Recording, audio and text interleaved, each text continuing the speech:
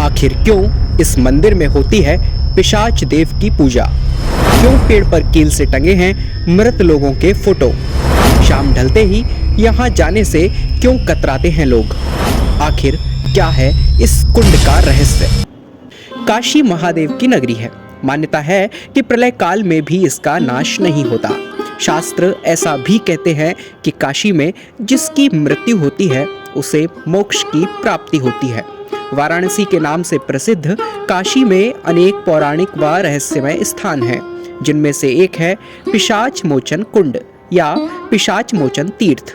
दिन में यहाँ लोगों का आना जाना लगा रहता है, लेकिन शाम ढलते ही लोग यहाँ जाने से कतराते हैं। यह कुंड वाराणसी जंक्शन रेलवे स्टेशन से 2 किलोमीटर दूर और काशी विश्वनाथ मंदिर से 3 किलोमीटर की दूरी पर स्थित चेतगंज, कश्मीरीगंज और मदनपुरा के पास लोहा मंडी नामक स्थान पर स्थित है।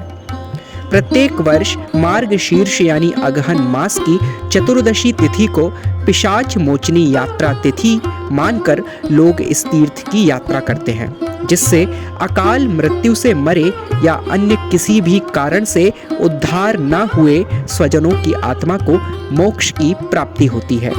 यहाँ एक विशाल कुंड, मंदिर और एक प्राचीन पीपल का पेड़ है, जिसमें लगे हुए सिक्कों और कीलों में असंख्यों आत्माएं बसती हैं। दरअसल मान्यता है कि यहाँ पूजा के बाद अतृप्त और भटकती आत्माओं की मुक्ति के लिए उन्हें यहाँ बांधा जाता है। पेड़ पर सिक्के व कील के साथ टंगे फोटो उन लोगों के हैं जिनकी अकाल मृत्यु हुई है। यहाँ कुंड पर त्रिपिंडी श्राद्ध और नारायण बलि नाम की दुर्लभ पूजाएं होती हैं, जिनका वर्णन गरुड़ पुराण में भी है।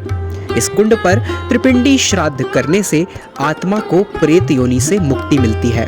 यदि किसी व्यक्ति पर किसी अतृप्त आत्मा का साया आ जाए तो उसे इस तीर्थ पर आकर उस आत्मा से मुक्ति का उपाय अवश्य करना चाहिए।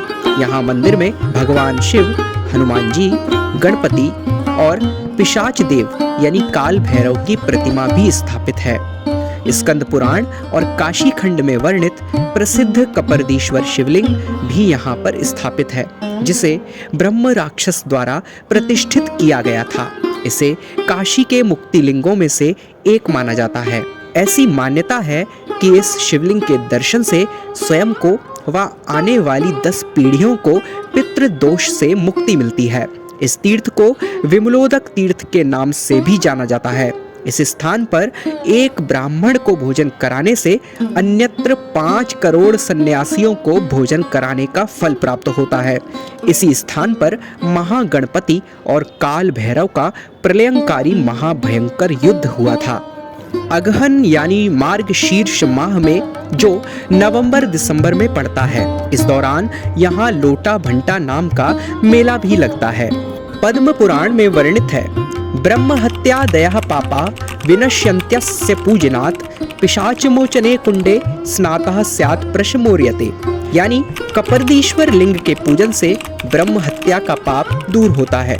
यदि कोई पिशाच मोचन कुंड में स्नान करके कपर्दीश्वर के दर्शन करता है तो उस व्यक्ति के पितृगण मुक्त हो जाते हैं।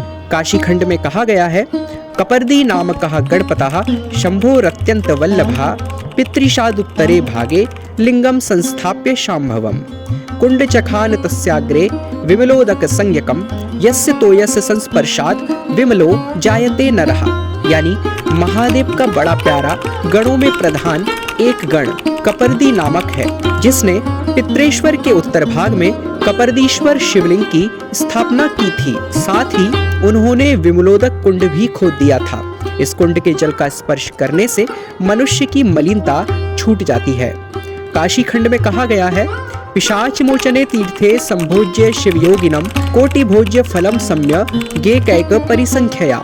इस पिशाच मोचन तीर्थ पर एक एक शिवयोगी के भोजन कराने से करोड़ करोड़ सन्यासी खिलाने के फल पूर्ण रीति से प्राप्त हो जाते हैं। आगे काशी खंड में कहा गया है, अद्य शुक्ल चतुर्दश्याम मार्गे मासी तपोनिधे अत्र स्नानादिकं कार्यम पिशाच्य परिमोचनम इमाम सांवत्सरी यात्राम ये करिष्यन्ति ते नरः तीर्था प्रतिग्रहात् पपान निश्चरिष्यन्ति ते नरः। यानी कि आज अगहन मास के शुक्ल पक्ष की चतुर्दशी है। आज के दिन यहाँ पर स्नानादि करने से पिशाच योनि का मोचन हो जाता है। जो लोग आज के दिन अगहन शुक्ल चतुर्दशी को प्रति वर्ष यहाँ की यात्रा करेंगे, वे सब तीर्थ में दान लेने के पाप से हमेशा के लिए मुक्त हो जाएंगे।